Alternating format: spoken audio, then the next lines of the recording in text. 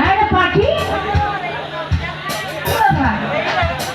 তোমার দোস্ত অনেক সুন্দর লাগতেছে। হ্যাঁ হ্যাঁ ময়না পাখি, তুমি কেমন আছো? সুন্দর করে সেজে আইছো তুমি। আমি তো তোমার জন্যই সাজছি।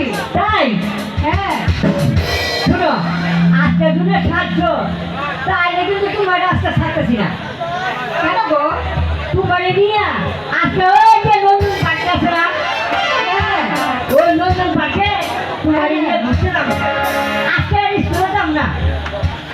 আরে না না, স্কুলে যাবো না, স্কুল ফাঁকি দিয়ে বেড়াতে যাওয়া যেতে পারবো না।